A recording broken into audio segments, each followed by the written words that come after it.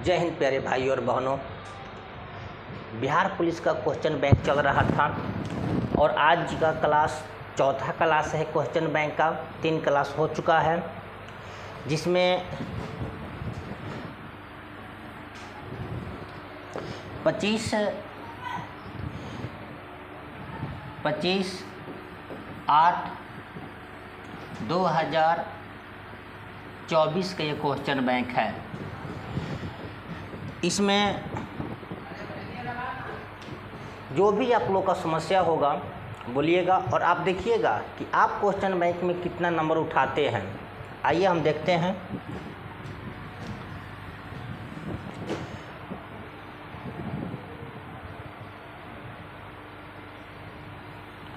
पहला क्वेश्चन, और साफ ना दिखाई देगा ना तो प्लीज़ आप लोग कमेंट्स ज़रूर कीजिएगा। चलिए,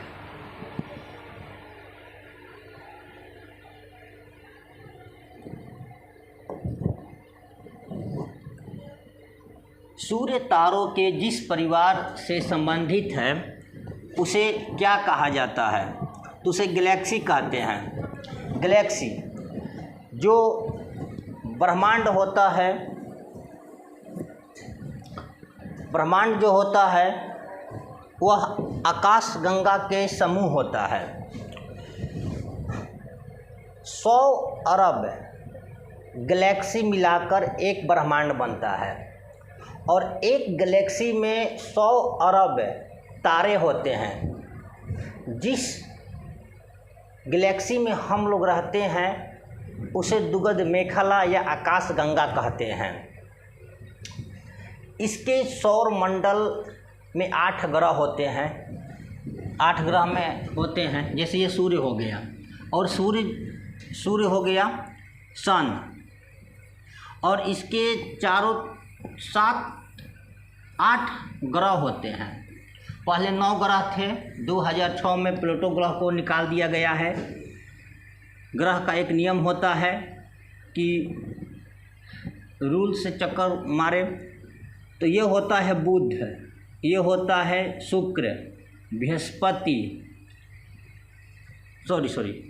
बुध, शुक्र, ये पृथ्वी, मंगल, और इसमें होता है क्षुद्र ग्रह है, ये बृहस्पति, शनि, अरुण, वरुण। सूर्य से सबसे दूर ग्रह होता है वरुण। सूर्य के सबसे निकट ग्रह होता है बुध। वह कौन सा ग्रह है जिसका कोई उपग्रह नहीं है? तो 2, बुध और शुक्र। बुध और शुक्र का कोई उपग्रह नहीं होता है। सबसे बड़ा उपग्रह किसका होता है? तो बृहस्पति का। और सबसे अधिक उपग्रह किसके पास होता है? तो बृहस्पति के पास ही। और फोबोस और डीमोस उपग्रह किसका है? तो यह मंगल का है। मंगल ग्रह का फोबोस और डीमोस उपग्रह होते हैं। पृथ्वी एकमात्र ऐसा ग्रह है जहां पर जीवन संभव है, और पृथ्वी का एक उपग्रह है जिसे हम चंद्रमा कहते हैं। आइए नेक्स्ट क्वेश्चन देखते हैं। ओलंपिक खेलों में भारत द्वारा हॉकी का पहला स्वर्ण पदक किस वर्ष जीता गया था? तो ये जीता गया था 1928 में। 1928 में खेला गया था नीदरलैंड से लैंड से 3-0 से मैच जीता था इंडिया। देखिए 1928 में भारत भाई गुलाम था। 1928 में भारत गुलाम था और लगातार जब भारत आज़ादी से पहले 3 गोल्ड मेडल लेकर आता है, स्वर्ण पदक जीत कर लाता है। 1928, 1932 और 1936 लगातार 3 साल में लगातार 3 बार स्वर्ण पदक जीत कर लाता है। अंग्रेज का हालत ख़राब हो गया था, और जो इसका मुख्य भूमिका निभाए थे हमारे हॉकी का जादूगर कहने जाने वाले मेजर ध्यानचंद्र के जो स्टिक था, हॉकी स्टिक, अधिकारी जो थे उनको टूर कर देखे थे नीदरलैंड में कि इसमें चुंबक लगा है। भारत का जादूगर हॉकी का जादूगर कहे जाने वाले मेजर ध्यानचंद जो गेना था इनके स्टिक से सट कर जा रहा था।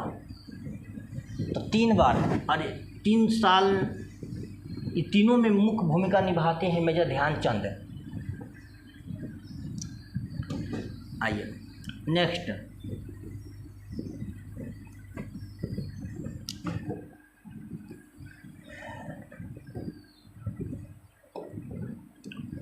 दो 2011 की जनगणना के अनुसार साक्षरता दर थी, उस समय भारत का साक्षरता दर कितना था?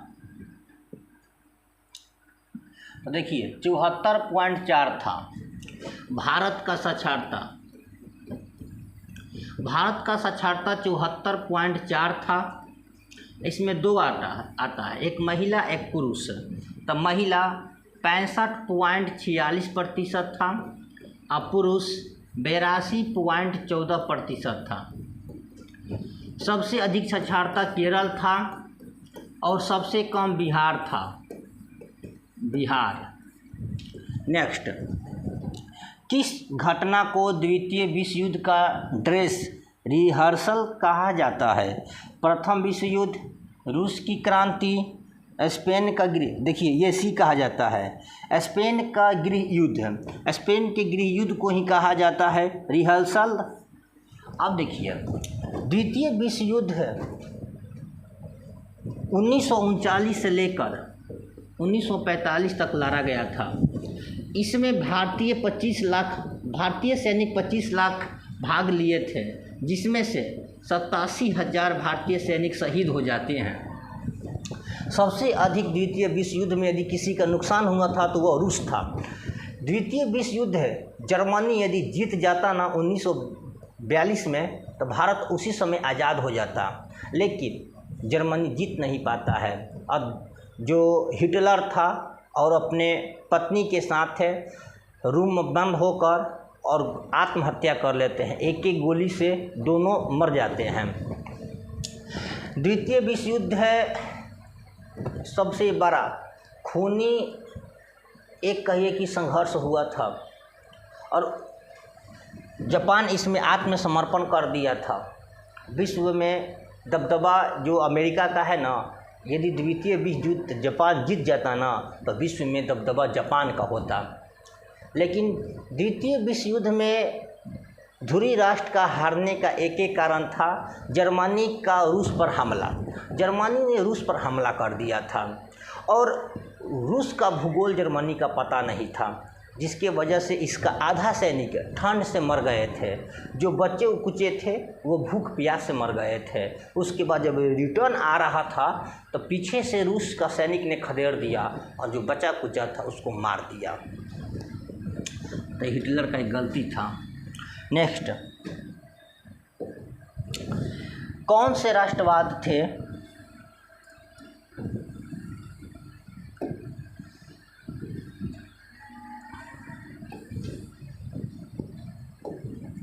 कौन से राष्ट्रपति थे जो all India railway men's federation से संबंधित थे?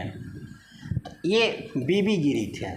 बीबी गिरी 1974 में राष्ट्रपति पद से हटते हैं और 1975 में इन्हें भारत रत्न दिया जाता है।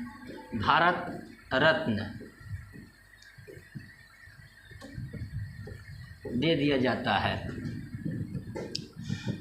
सर्वपल्ली राधाकृष्णन भारत का सर्वप्रथम उपराष्ट्रपति सर्वपल्ली राधाकृष्णन को बनाया जाता है।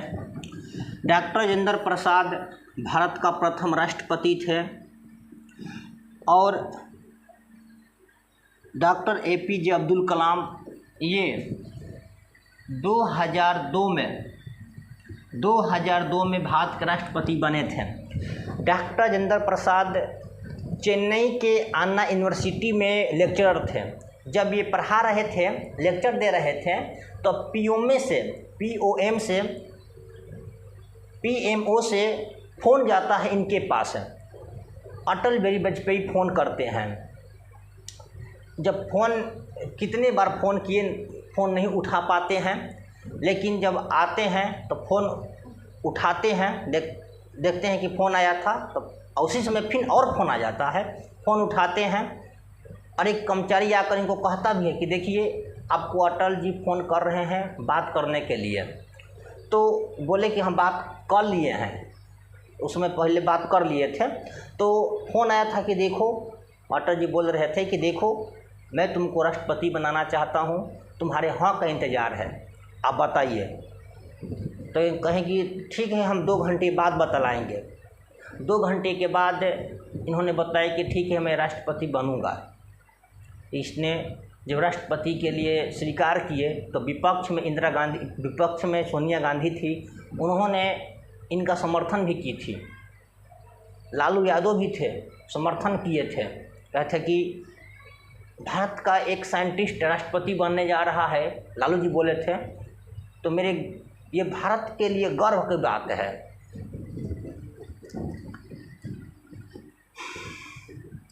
नेक्स्ट, निम्नलिखित में से कौन सा शब्द पुल्लिंग है? क्षेत्र, क्षेत्र जो होता है पुल्लिंग होता है। सिरपुर आर्द्र भूमि कहाँ स्थित है? सिरपुर ये मध्य प्रदेश इंदौर में पड़ता है। इंदौर कहाँ है? तो भाई एमपी में है, मध्य प्रदेश में है। ठीक। सबसे स्वच्छ शहर कौन सा है? तो इंदौर है। और सबसे दूषित शहर कौन सा है? तो पटना है। पटना सबसे दूषित है। अब पटना में दूषित कौन सा है? तो मीठापुर भाई। पटना के मीठापुर, मुसल्लापुर हाट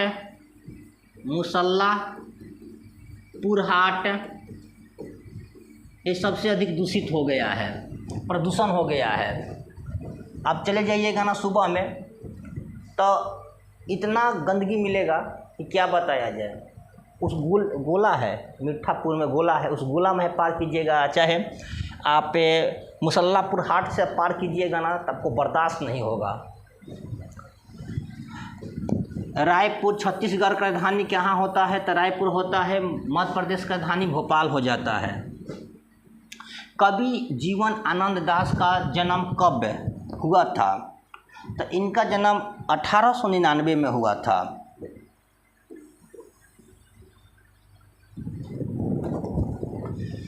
मानववाद का जनक कौन है? मानववाद का जनक फ्रांसिस्को पेट्रॉक है। फ्रांसिस्को पेट्रॉक हैं। देखिए, सुकरात का शिष्य प्लेटो, प्लेटो का शिष्य अरस्तु, अरस्तु का शिष्य यानी सिकंदर, यहाँ लिखते हैं सुकरात का शिष्य का नाम क्या था? प्लेटो के शिष्य का नाम क्या था? अरस्तु के शिष्य का नाम क्या था? सिकंदर। जो सुकरात था यह दार्शनिक था, खुद एक भी किताब नहीं लिखे, लेकिन इनके शिष्य था प्लेटो, जिन्होंने 100 किताब लिख दिया। प्लेटो का शिष्य था अरस्तु ने 100 से ज़्यादा किताबें लिख दिया, 200-300 किताबें लिख दिया। सुकरात माना किए थे किताब क्यों लिखे, व्यक्ति खुद से संघर्ष करेगा। नेक्स्ट, तो याद रखना सुकरात का गुरु प्लेटो थे, प्लेटो का गुरु अरस्तु था, अरस्तु का गुरु सिकंदर थे। कांग्रेस के कौन से उदारवादी नेता ब्रिटिश हाउस ऑफ कॉमन्स के सदस्य रह चुके हैं? गोपाल कृष्ण गोखले, बाल गंगाधर तिलक, दादा भाई नरहौजी। तो दादा भाई नरहौजी थे। दादा भाई नरहौजी कांग्रेस के उदारवादी नेता रह चुके हैं। दादा भाई नरहौजी को भारतीय राष्ट्रवाद का पिता कहा जाता है। भारतीय राष्ट्रवाद का पिता कहा जाता है। धन निष्कासन का सिद्धांत किसने दिया था? तो दादा भाई नरहौजी ने दिए थे। धन निष्कासन बोले थे कि अंग्रेज धन निष्कासन कर रहा है, इस तरह से धन निष्कासन होगा तो भारत गरीब हो जाएगा, और वही बात हुआ, भारत गरीब हो गया। तो धन निष्कासन का सिद्धांत किसने दिए थे? दादा भाई नरहौजी ने। अब भारतीय राष्ट्रवाद का पिता कहा जाता है दादा भाई नरहौजी को। गोपाल कृष्ण गोखले महात्मा गांधी के गुरु थे। गोपाल कृष्ण गोखले महात्मा गांधी के गुरु थे। महात्मा गांधी से भेंट इनका अफ्रीका में हुआ था। बाल गंगाधर तिलक इसने कहे थे, स्वराज मेरा जन्मसिद्ध अधिकार है, मैं इसे लेकर रहूँगा।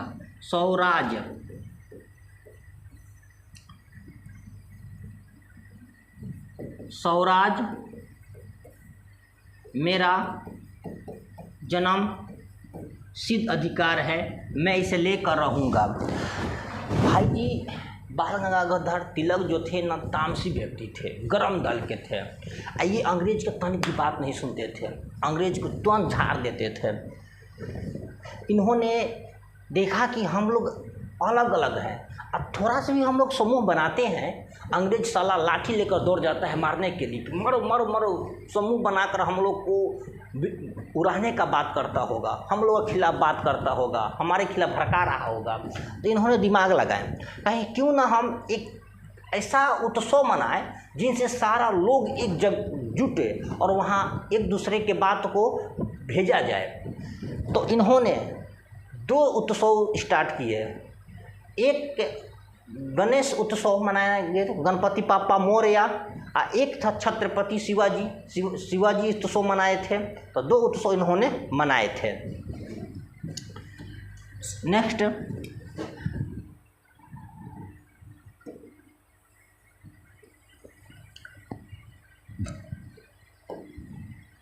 लोटा पहाड़ किस जिले में है? तो लोटा पहाड़ धनबाद, हजारीबाग, सिंहभूम, ये सिंहभूम में है। कहाँ है? तो सिंहभूम में है। ये कहाँ है? तो सिंहभूम में है। सिंहभूम में, सिंहभूम कहाँ है? ये झारखंड में है।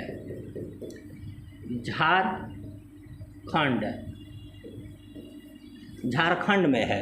सिंहभूम कहाँ है? तो झारखंड में है। धनबाद भी कहाँ है? तो झारखंड में है। हजारीबाग भी झारखंड में, रांची भी झारखंड में। झारखंड के राजधानी कहाँ है? तो रांची हो जाता है। हजारीबाग से जयप्रकाश नारायण ने जेल कूदकर 5 साथियों के साथ भाग गए थे। चलिए नेक्स्ट देखते हैं। अब ये कहाँ तक हो गया? 11 तक। 12 से देखते हैं। 12 नंबर,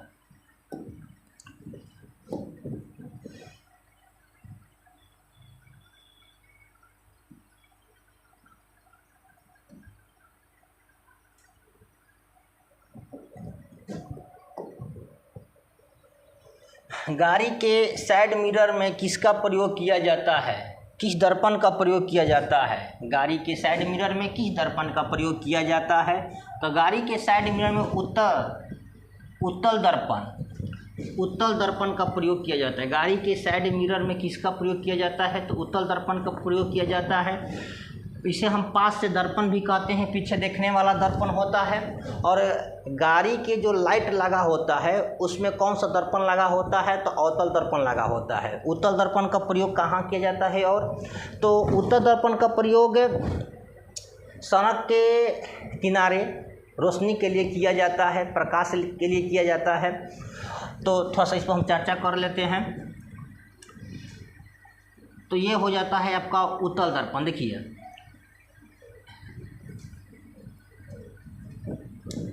ये हो गया आपका उत्तल दर्पण।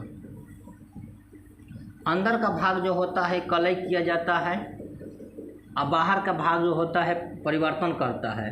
इधर से कोई प्रकाश आता है, टकराता है, उसे लौट जाता है, आता है, टकराता है, इधर से लौट जाता है। प्रकाश को ये क्या करता है? फैला देता है। तो अवतल दर्पण प्रकाश को फैलाता है, जिसके कारण से इसे हम अपसारी दर्पण भी कहते हैं। अपसारी दर्पण भी कहते हैं, क्योंकि प्रकाश को फैला देता है। इसी कारण से इसका प्रयोग गाड़ी के साइड मिरर में किया जाता है। एक और बात देखिए, ये जो दर्पण होता है ना, जैसे कि ये ऐनक है, ये दर्पण हो गया, ठीक। और यहाँ बड़ा सा एक गाड़ी आ रही है,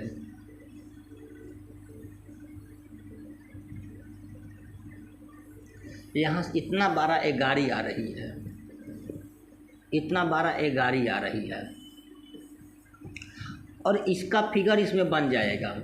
ये छोटा बनेगा। उत्तल दर्पण कभी भी प्रतिबिंब क्या बनाता है, तो छोटा बनाता है। ये इसमें प्रतिबिंब बन जाएगा। ये कहाँ बनेगा, तो करीब बनता है, भीरी बनता है। और कैसा बनता है, तो सीधा बनाता है। ये हमेशा सीधा बनाता है। और ये नेक्स्ट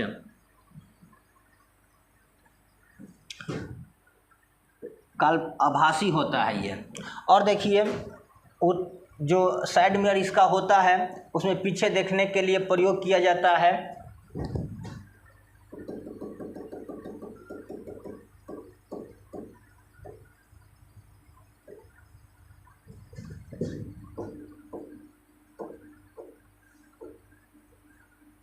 देखिए ये ऐनक लगा है यहाँ पर, ये ऐनक है यहाँ पर,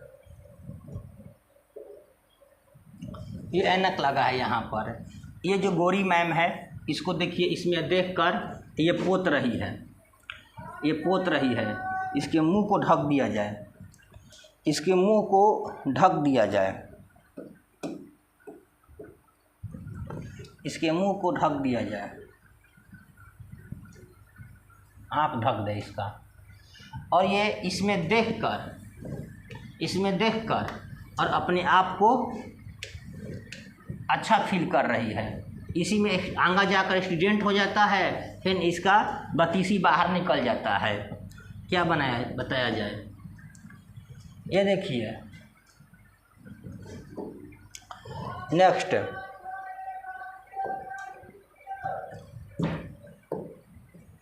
तो साइड मिरर के रूप में किया जाता है।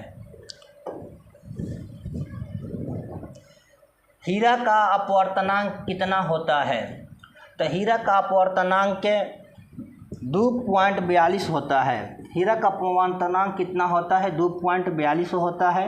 हीरा जो वास्तविक हीरा होता है वह चमकता नहीं है, इसको चमकदार बनाया जाता है, इसको रोशनदारी में काटा जाता है, इतने प्रकाश में काटा जाता है कि यह है रोशनी इसमें प्रवेश करती है और ऐसा प्रवेश करती है कि इसमें से निकल नहीं पाती है। तो ये इसमें से निकल नहीं पाती है, ये इसका रोशनी है जो इसमें से निकल नहीं पाएगा। एक कुशल कारीगर इसको काट छाँट कर बनाया जाता है। एक पत्थर की समान होता है, जो साधारण पत्थर होती है उसी प्रकार से ये होता है, लेकिन इसको अच्छा बनाने के लिए इसको काटा जाता है और इतना बड़ा पत्थर को काट काट कर इतना छोटा बना दिया जाता है। ठीक, ये कार्बन का मात्रा इसमें बहुत अधिक होती है, इसको आप चाट लीजिएगा तो इंसान मर जाता है। नेक्स्ट,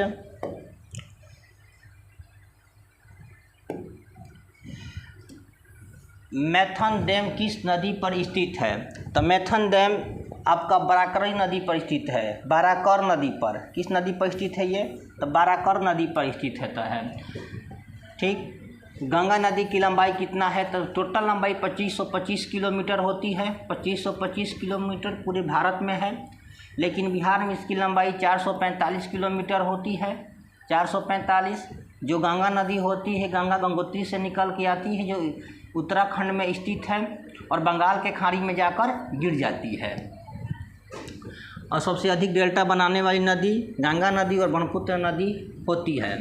कोसी नदी सप्तकोशी से निकलती है, नेपाल के पहाड़ी से गिरती है, जिसका धार इतना तेज होता है कि इनको रोक पाना बड़ा मुश्किल होता है। बिहार में अक्सर बाढ़ लाने की कारण कोसी नदी होती है, बाढ़ से बहुत नुकसान होता है, जिसका कारण मुख्य कोसी नदी होती है। कोसी नदी का पानी अभी तक कंट्रोल नहीं हो पाया है। सोन नदी ये मध्य प्रदेश से निकल के आती है। चलिए,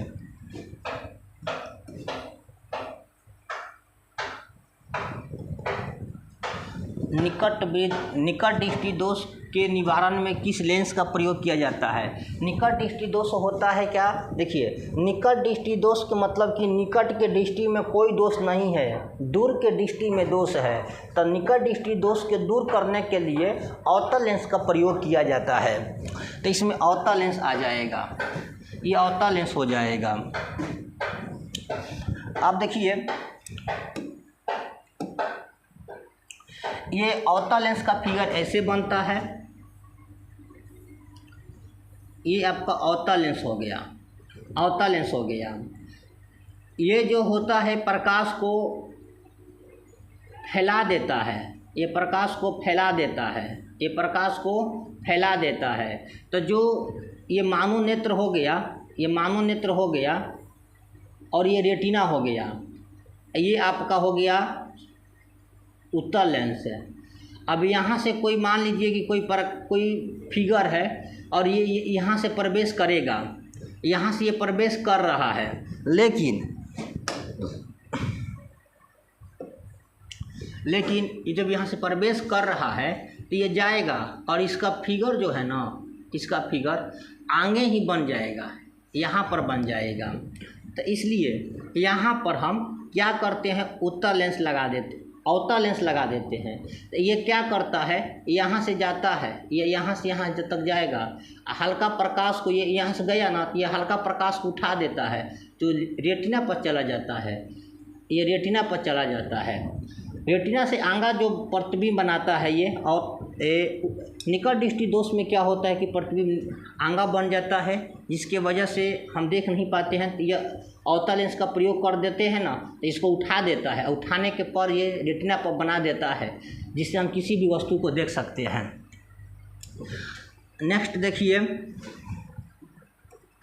और ये आपका लेंस अब तो जो है ना, चश्मा में ना लगा कर अब आँख में ही लोग लगाने लगे हैं। इतना टेक्नोलॉजी हाई फाई हो गया ना भाई, क्या बताया जाए। देखिए थोड़ा सा आप, ये जो है ना, ये जो है ये लेंस है, ये लेंस है। कौन लेंस है भाई जी? ये है आपका अवतल लेंस है। ये जो लगाई है ना, ये अवतल लेंस है। और ये अवतल लेंस दूर के वस्तु को देखने के लिए प्रयोग किया जाता है। दूर के मतलब ये, जैसे कि यहाँ से आप 100 मीटर 50 मीटर भी एक दूर कहलाएगा। दूर के मतलब ये नहीं कि यहाँ से आप सूर्य, तारा, चांद को देखिएगा तो वही एक दूर होगा। दूरी का मतलब कि 25 सेंटीमीटर से थोड़ा ज़्यादा हो गया तो वे क्या हो जाएगा, आपके लिए दूर हो जाएगा, दिखाई नहीं देगा। और जो पढ़ाई लिखाई का प्रयोग किया जाता है उसके लिए आप पे उत्तल लेंस का प्रयोग किया जाता है। जो उत्तल लेंस होता है 3 तरह के होता है, उत्तल लेंस, अवतल लेंस और बाइफोक्सी लेंस। ठीक, ये देखिए अब क्या हो गया, पहले ऐसे आ रहा था कि अब चश्मा में लगाकर आप टांग लीजिए, चश्मा को यहाँ पर टांग लीजिए। अब क्या आ गया है कि जो ये आँख है ना, ये आँख, इस आँख में ही इस लेंस को लगा दिया जाता है। देखिए ये लेंस जो है ना, ये आँख में ही अब लगा दिया जाएगा डायरेक्ट। नेक्स्ट,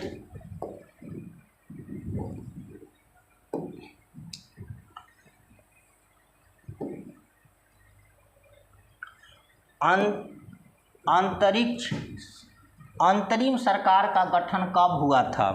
अंतरिम सरकार का गठन 1946 में किया गया था। अंतरिम सरकार गठन 1946 में किया गया था, जिसमें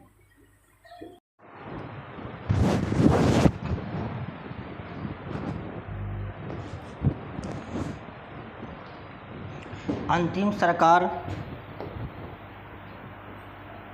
1946 में था। इसमें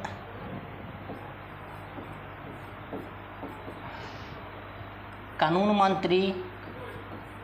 मंत्री भीमराव अंबेडकर साहब थे, खाद्य मंत्री डॉक्टर राजेंद्र प्रसाद थे, इसका वित्त मंत्री लियाकत अली था। नेक्स्ट, 1942 में भारत छोड़ो आंदोलन शुरू हुआ था, जिसमें महात्मा गांधी ने करो और मरो का नारा दिए थे। इसी आंदोलन के तहत जयप्रकाश नारायण को हजारीबाग जेल में रखा गया था। हजारीबाग जेल को दीवार कूद कर 5 दोस्तों के साथ भाग गए थे। और महात्मा गांधी को आगा खा पैलेस में रखा गया था पूना में। 1945 में जापान पर परमाणु बम गिरा दिया जाता है अमेरिका के द्वारा। अमेरिका ने 2 परमाणु बम गिराता है नागासाकी और हिरोशिमा पर। नागासाकी हिरोशिमा आज भी चौपट हो चुका है।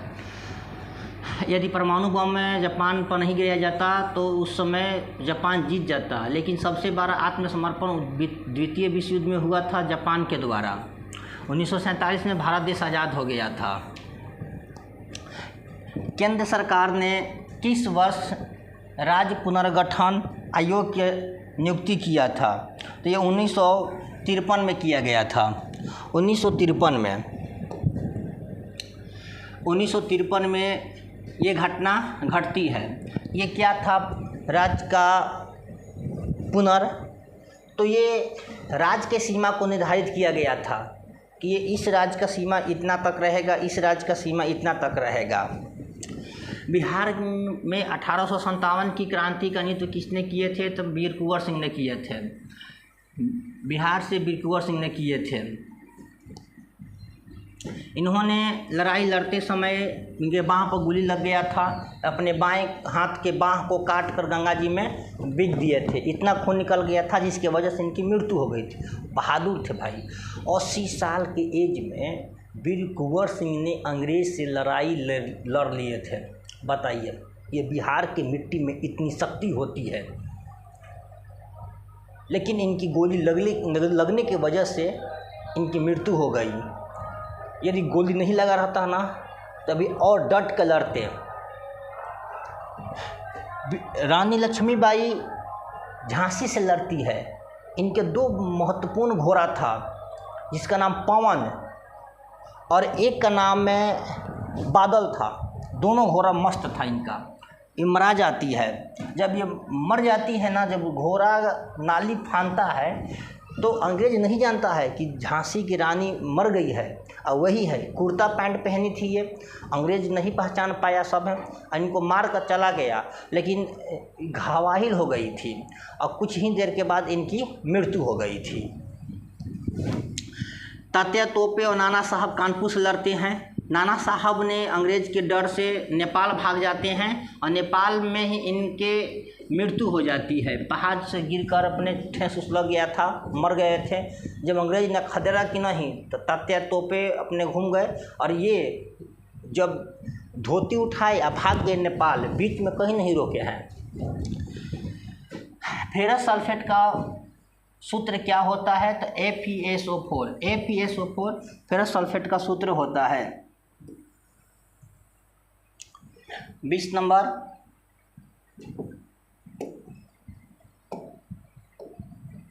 संविधान के किस संशोधन के द्वारा राष्ट्रपति मंत्री परिषद की सलाह मानने के लिए बाध्य हो जाता है? 42वां संविधान संशोधन के तहत में जो भारतीय संविधान में राष्ट्रपति मंत्री परिषद के सलाह मानने के लिए बाध्य हो जाते हैं। देखिए, 42वां संविधान के मुख्य कुछ बातें हैं जो हम लोग को जानना चाहिए। देखिए, 42वां संविधान संशोधन 1976,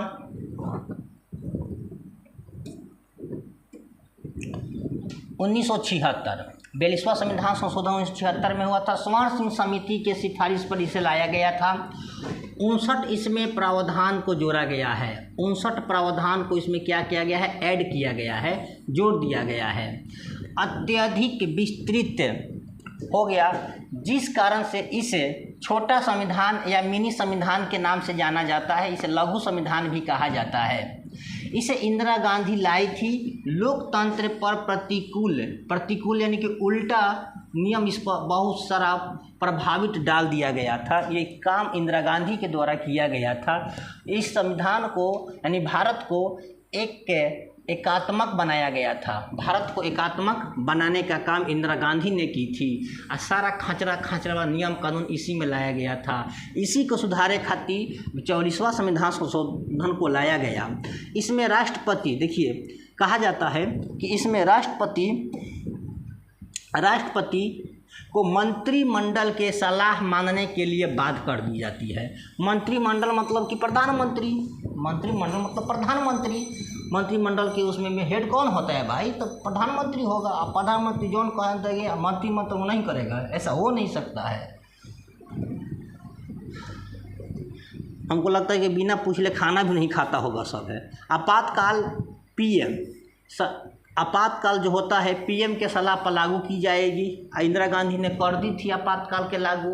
सबसे घोर निंदनीय काम की थी इंदिरा गांधी ने, और बोले थी ना कि बाहरी और आंतरिक खतरा है जिसके कारण से हम आपातकालीन लागू करते हैं।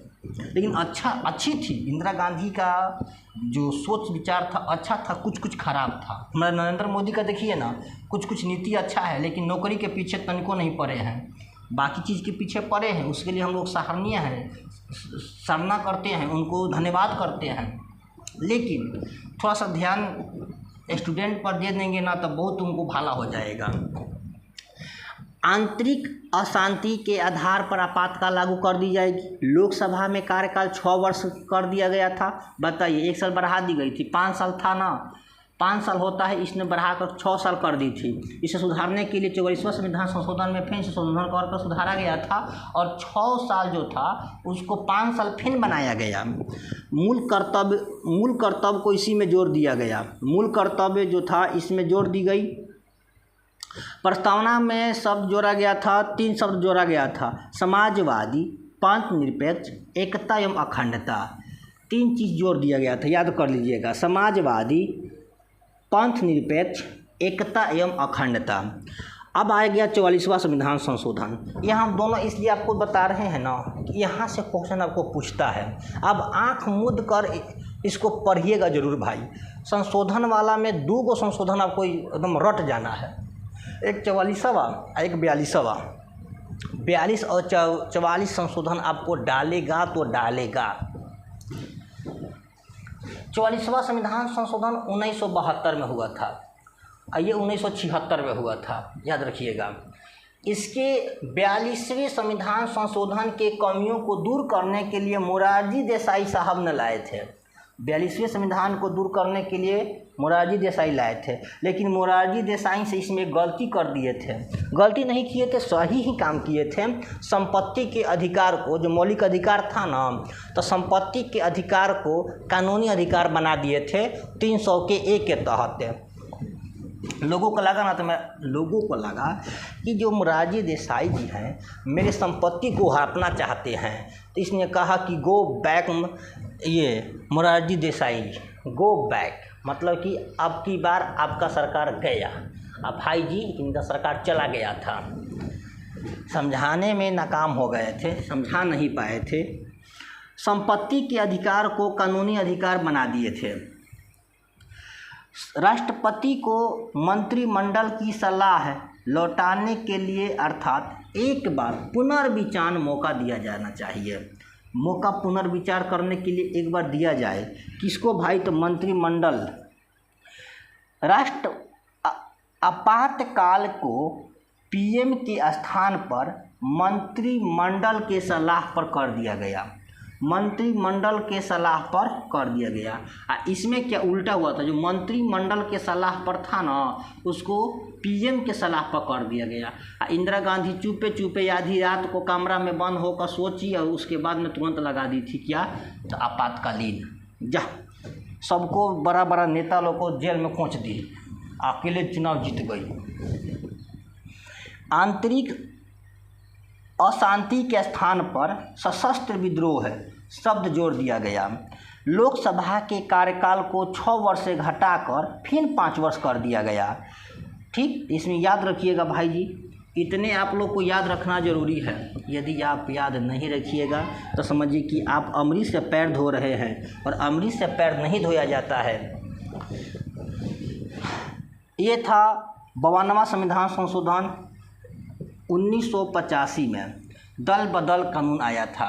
एक 61 याद कर लीजिएगा, 61वां संविधान संशोधन, इसमें था जो वोट देने का अधिकार था 21 वर्ष, इसको 18 वर्ष कर दिया गया था। चलिए नेक्स्ट,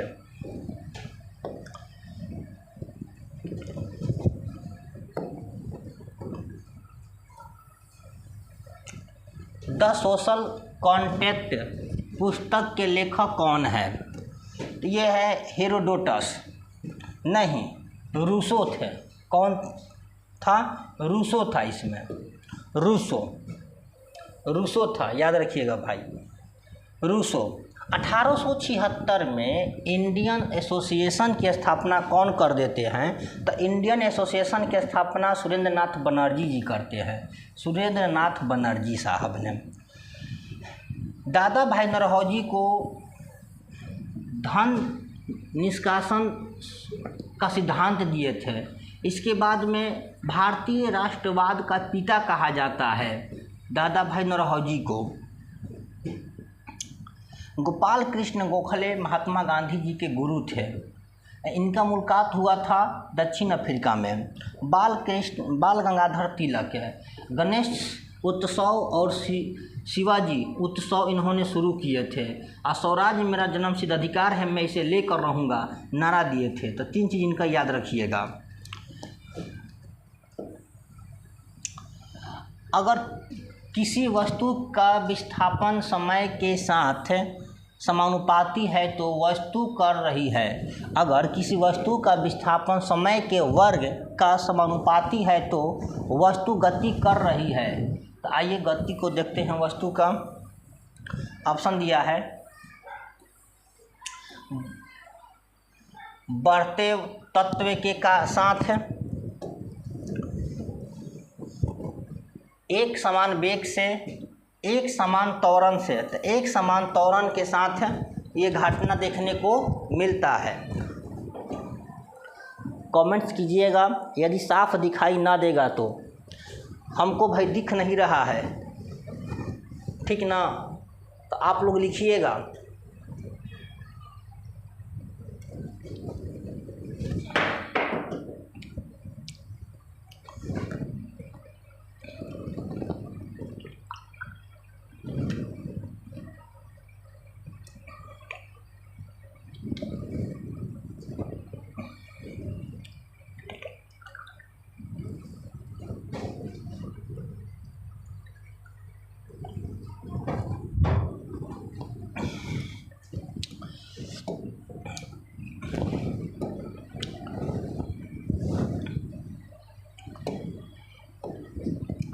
जल का परावैद्युतांक कितना होता है? तो जल का ये 80 होता है। संविधान सभा की पहली बैठक कब हुई थी? तो 9 दिसंबर 1946 में हुआ था। इसका अस्थाई अध्यक्ष कौन थे? तो सच्चिदानंद सिन्हा थे। 26 जनवरी 1950 को देश हमारा गणतंत्र हो गया था। गणतंत्र हुआ था।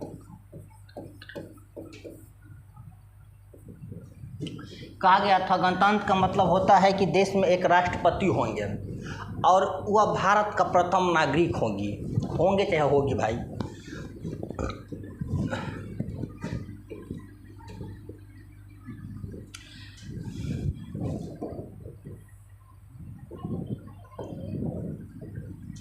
पंद्रह अगस्त 1947 में भारत देश आज़ाद हो गया था और 14 अगस्त 1947 में पाकिस्तान आज़ाद हो गया था आधी रात में। 14 नवंबर 1947 में कुछ नहीं हुआ था। आगे चलिए।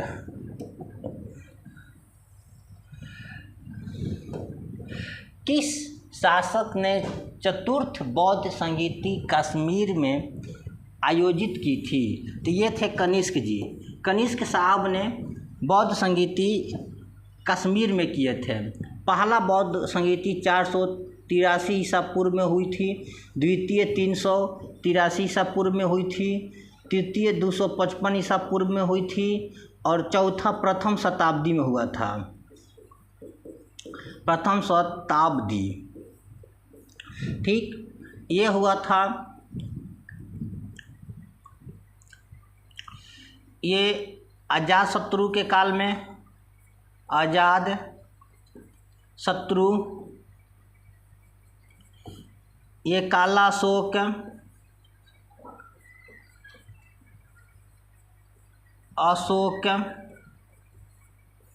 ये अशोक, ये कनिष्क। चलिए, ये बौद्ध का थोड़ा सा आया है, चर्चा हम कर लेते हैं। एक ऋषि ने बताया था गौतम बुद्ध को कि यदि ये 4 दृश्य देखेंगे तो इनका वैराग उत्पन्न हो जाएगा। पहला, वृद्ध व्यक्ति, बीमार व्यक्ति, शव और सन्यासी। चना नाम का इनका सारथी था, ये चारों दिखा देता है। 29 वर्ष की अवस्था में महात्मा बुद्ध ने घर छोड़ देते हैं। इनका एक संतान था जिसका राहुल नाम था। घर छोड़ने के बाद सारनाथ में चले जाते हैं अपने 5 मित्रों के साथ ज्ञान पाने के लिए। वहाँ जाते हैं, कई दिन तक तपस्या करते हैं, लेकिन इनका ज्ञान नहीं मिलता है, इनका मन भी नहीं लगता है। तो एक विचित्र औरत आती है और इनको कहती है कि तुम इधर आओ, तुमको ज्ञान यहाँ नहीं मिलेगा, तुम यहाँ से पश्चिम की ओर चले जाओ, यानी कि आप उत्तर की ओर चले जाओ, यानी गया के क्षेत्र में चले जाओ, पहाड़ी मिलेगा, वहाँ एक स्थान शांत मिलेगा, वहीं पर आपका ज्ञान का प्राप्ति होगा। ये चल जाते हैं, 5 दोस्त को अपने यहीं पर छोड़ देते हैं। जाते हैं और गया में बोधि वृक्ष के नाम से जो पीपल का वृक्ष था फेमस हो जाता है। वृक्ष के नीचे बैठकर ज्ञान प्राप्ति करते हैं। 6 वर्ष के कठोर तपस्या के बाद भी इनका ज्ञान प्राप्त हो जाता है। निर्णय नदी के तट पर जब ज्ञान प्राप्त नहीं था तो इनका नाम सिद्धार्थ था, लेकिन जब ज्ञान प्राप्त हो जाता है तो इनका नाम गौतम बुद्ध हो जाता है। बुद्ध का मतलब होता है ज्ञान, ज्ञान प्राप्त करना। ये आते हैं वहाँ से, तो यहाँ पर देखते हैं सारनाथ में 5 दोस्त इनका भी ज्ञान प्राप्त करने के लिए ध्यान में बैठे हैं। इनको जगाते हैं और पहला उपदेश यही देते हैं, इन 5 को देते हैं कि तुम लोग को यहाँ ज्ञान कबो नहीं मिलेगा। हमको भी नहीं मिल रहा था, लेकिन यहाँ हमको एक विचित्र महिला ने बताई तो हम गए, तो हमको हो गया। आप लोग भी वहाँ पर जाओ। वे लोग जाते हैं।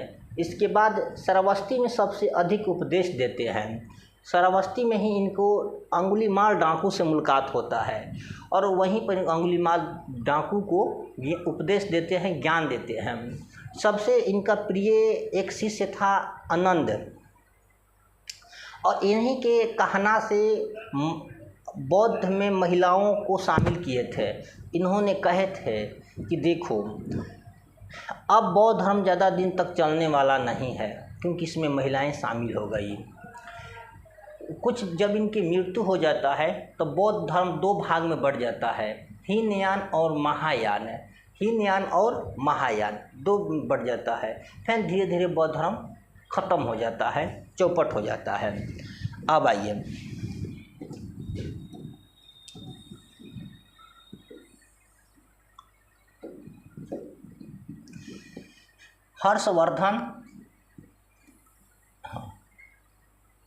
हर्षवर्धन के शासन काल में जो चीनी पर्यटन भारत आया था वह कौन था?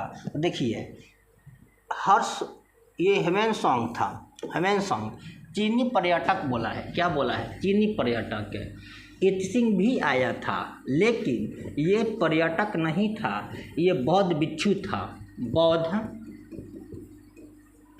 भिक्षु था। बौद्ध भिक्षु था ये इत्सिंग। दोनों इन्हीं के समय में आए थे। ये चीन के रहने वाले थे, वह भी चीन के रहने वाला था। इन्होंने बौद्ध नालंदा विश्वविद्यालय में ज्ञान प्राप्त करते हैं। ये नालंदा विश्वविद्यालय में 15 साल तक रहते हैं, 15 साल तक है। और इनको सबसे इतना ज्ञान अर्जित कर लेते हैं, इतना ज्ञान अर्जित कर लेते हैं कि वहाँ का मास्टर बन जाते हैं, अध्यापक बन जाते हैं। आए थे बनकर स्टूडेंट, अब बन जाते हैं अध्यापक। देखिए, ये बिहार की भूमि है, ये बिहार की भूमि है। एक व्यक्ति को जीरो से हीरो तक कैसे पहुँचाता है। बिहार हमारा पीछे हो गया बहुत ज़्यादा। अब पीछे होने में इस देश, हम बिहार के नागरिक का कोई हाथ नहीं है, बिहार के नेताओं का हाथ है। ये नेता यदि सुधर जाएगा ना तो बिहार हम लोग का बहुत आगा जाएगा। देखिए नीतीश चाचा हम लोग के हैं ना, नीतीश चाचा जब तक जिंदा रहेंगे हमको लगता है ऐसा ना कि मुख्यमंत्री इनको छोड़ा कर कोई दूसरा नहीं बन सकता है। हम लोग का बिहार और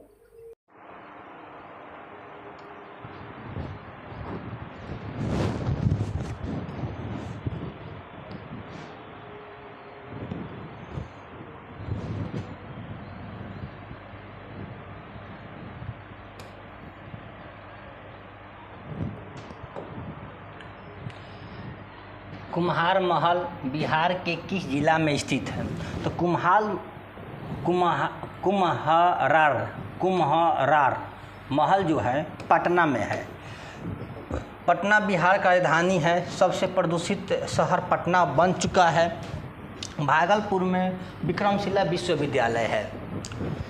चलिए, विश्व का सबसे बड़ा 2 विश्वविद्यालय, नालंदा विश्वविद्यालय और एक विक्रमशिला विश्वविद्यालय था। नालंदा विश्वविद्यालय नालंदा में था, विक्रम विश्वविद्यालय भागलपुर में था। किस भारतीय दर्शन ने परमाणु सिद्धांत का प्रतिपादन किया था? वैश्विक दर्शन ने किया था। वैश्विक दर्शन ने किए थे। योग दर्शन ने पतंजलि, योग दर्शन पतंजलि, न्याय दर्शन का गौतम और सांख्य दर्शन का कपिल। न्याय दर्शन का कपिल। देखिए परमाणु सिद्धांत, यहाँ एक शब्द आता है परमाणु सिद्धांत। डाल्टन था, एक साइंटिस्ट डाल्टन नाम का व्यक्ति था। इन्होंने कहा कि परमाणु जो होता है अविभाज्य होता है, इसे हम तोड़ नहीं सकते हैं, इसे हम तोड़ नहीं सकते हैं। इसके बाद आ गए नाभिक का पिता, नाभिक के पिता यानी कि रदरफोर्ड साहब आ गए। इन्होंने कहा कि ये डाल्टन तू गलत बोल रहा है, हम परमाणु को विभाजित कर सकते हैं, ये विभाज्य कण है। विभाज्य कण किसने बोला था? तो रदरफोर्ड ने बोले थे। और इन्होंने नाभिक का खोज कर दिया। ये बोले कि ये नाभिक है और इस नाभिक में प्रोटॉन है। तो नाभिक का खोज रदरफोर्ड ने किए थे या प्रोटॉन का खोज ने रदरफोर्ड किए थे। अधिक जगह मिलता है कि प्रोटॉन का खोज गोल्डस्टीन ने किया है, नहीं। और यही में होता है न्यूट्रॉन। इसके चारों तरफ चक्कर जो मारता है वह होता है इलेक्ट्रॉन। तो इलेक्ट्रॉन का खोज कर दिया था जे थॉमसन ने। जे थॉमसन ने किया था। और न्यूट्रॉन का खोज कर दिया था चैडविक ने कर दिया था। और प्रोटॉन का खोज रदरफोर्ड ने कर दिया था। नेक्स्ट, रविंद्रनाथ टैगोर ने नाइट की उपाधि किसे घटना के विरोध में त्याग दिया था? तो ये था जालियांवाला बाग हत्याकांड के विरोध में त्याग दिए थे। जालियांवाला बाग हत्याकांड के विरोध में यह एक सर का उपाधि था। अंग्रेज जो था नाम के आगे सर लगाता था, सर रविंद्रनाथ टैगोर। एक के सम्मान था इनको, कहेंगे भान में गया तेरा सम्मान, मेरा नागरिक मारा गया, तुम्हारा सम्मान लौक रहा है। तो जालियांवाला बाग हत्याकांड में अंग्रेज का डाटा था कि 379 भारतीय की हत्या हुआ है, खूनी संहार हुआ था, नरसंहार हुआ था। ये 13 अप्रैल 1919 में रोलेक्ट एक्ट के विरोध में वहाँ पर मीटिंग चल रहा था पंजाब के अमृतसर में। और वहाँ ही भारतीय ने एक जानकारी दे दिया था कि यहाँ एक मीटिंग हो रहा है। रोलेक्ट एक्ट 1919 में ही हुआ था। इसी कारण से जालियांवाला बाग हत्याकांड के नींव रखा गया था। और चोरी कांड 1922 में होता है।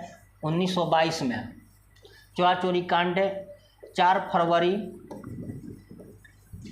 1922 में, जिसमें 22 पुलिसकर्मियों को जला दिया जाता है गोरखपुर यूपी में। 22 पुलिसकर्मी, जिसमें से एक थानेदार था और 21 सिपाही थे, जिंदा जला दिया जाता है। और अंग्रेज़ जब देखता है ना तो भाई उनका गुस्सा और बढ़ जाता है। लेकिन इसमें महात्मा गांधी ने गलती कर दी है। महात्मा गांधी असहयोग आंदोलन चला रहे थे तो इन्होंने इसे स्थगित कर दिया। सुभाष चंद्र बोस ने कहे थे कि जब भारतीय लोगों का उत्साह अपने अंतिम चरण पर था तो आपने असहयोग आंदोलन वापस ले लिए, ये नहीं करना चाहिए था। ये नेहरू जी कहे थे, पंडित जवाहरलाल नेहरू ने, कि कश्मीर के किसी गांव में दंगा होगा तो कन्याकुमारी के किसी गांव को हम सजा देंगे। ये तो वही बात हुआ कि गांव में चोरी हुआ अब मुखिया को जेल कर दो। बताओ, तो महात्मा गांधी से सब कोई रूस गया था। नेक्स्ट,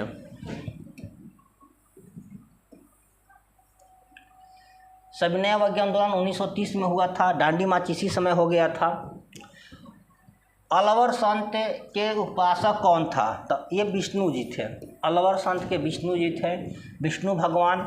ऐसा कहा जाता है कि देवताएं 3 गो थे, ब्रह्मा विष्णु महेश से सबसे इसमें कहा जाता है कि प्राण देने का जिम्मेवारी जो था, देह बनाने का जिम्मेवारी है ब्रह्मा जी को है, प्राण देने का काम और प्राण लेने का काम ये शिव भोले बाबा का है, शंकर जी का है, और पूरे दुनिया को चलाने के लिए, सृष्टि को चलाने के लिए विष्णु भगवान का है, जिसे पालनकर्ता कहा जाता है विष्णु भगवान को।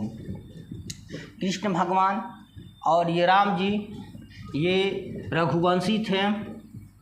रघुवंशी, ये यदुवंशी थे। यदुवंशी ये दोनों क्षत्रिय थे, ये भी क्षत्रिय थे, ये भी क्षत्रिय थे। चलिए, वर्ष 1951 से 52 में भारत में शिशु मृत्यु दर कितनी थी? तो उस समय मृत्यु दर 146 हो गया था। शिशु दर जो मृत्यु था वह 146 हो गया था।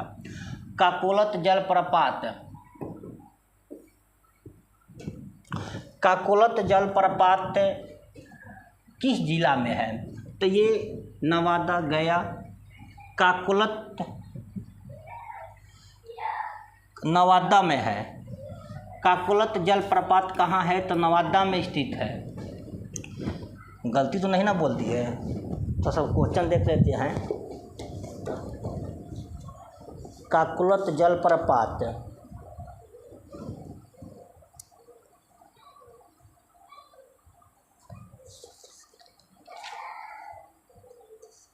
सही है, सही है भाई। देखिए, मेरे में एक स्वभाव है, हम भले नहीं पढ़ाएंगे, मंजूर है, लेकिन गलती हम नहीं बताएंगे आपको। गलती बताकर हम आपको नहीं सिखाएंगे।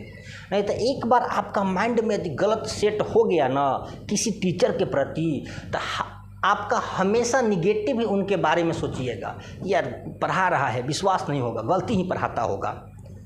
तो थोड़ा सा हम समय ले लेते हैं या तो उसको हम छोड़ देते हैं। ये हम नहीं कहेंगे कि मैं सबसे इंटेलिजेंट टीचर हूँ, नहीं। आइए,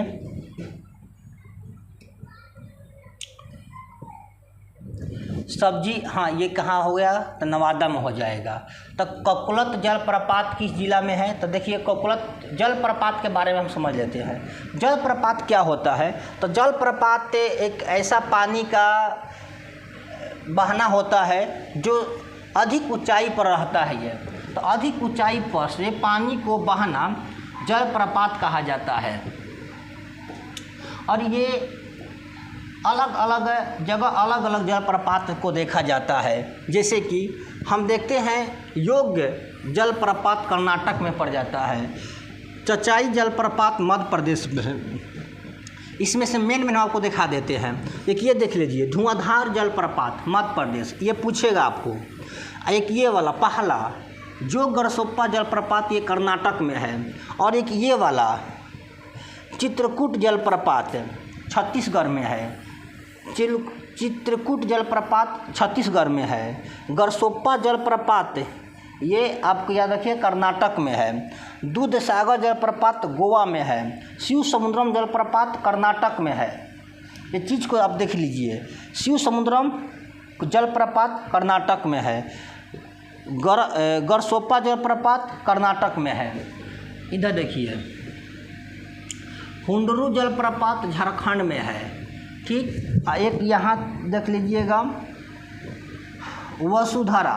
वसुधारा जलप्रपात कहाँ है तो उत्तराखंड में है। बस बाकी सब छोड़ दीजिए। वसुधारा जलधारा कहाँ है तो उत्तराखंड में है।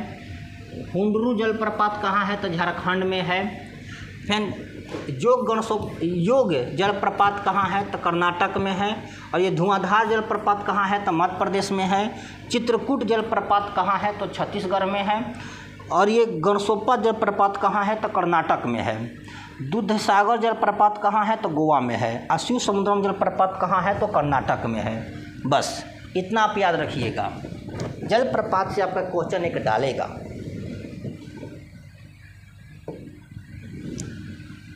नेक्स्ट,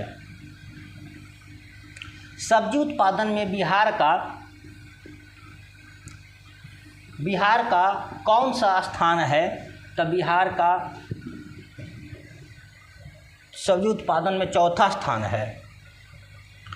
सब्जी उत्पादन में बिहार का कौन सा स्थान है तो चौथा स्थान है। आगे बढ़िए, इधर ख़त्म हो गया, इधर आइए अब।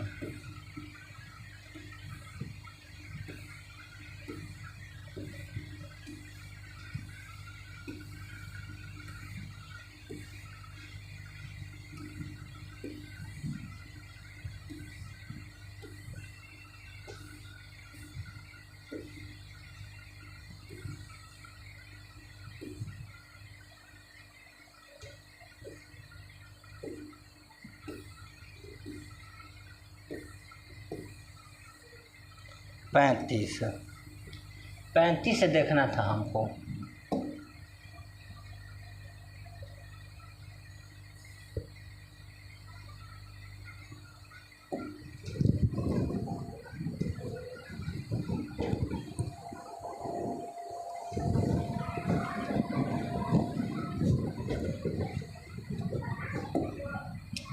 नील नदी किसे ने मिस्र का वरदान कहा था तो हेरोडोटस कहा था। किसने कहा था? हेरोडोटस ने कहा था। 61वां संविधान संशोधन कब लागू हुआ था तो 28 मार्च 1989 को लागू हुआ था। 28 मार्च 1989 को लागू हुआ था। ठीक, भारत के सर्वोदय नेता लोकमान्य जयप्रकाश नारायण का जीवन काल क्या था तो इनका जीवन काल 1902 से लेकर 1979 तक था। ये 1942 में भारत छोड़ो आंदोलन में भाग लिए थे। एक के लोकप्रिय उस समय के चर्चित नेता बन चुके थे। इनका आवाज़ भारतीय का आवाज़ हुआ करता था और इन्होंने हजारीबाग जेल में अंग्रेजी ने इनको बंद किया, वहाँ से जेल कूदकर भाग गए थे।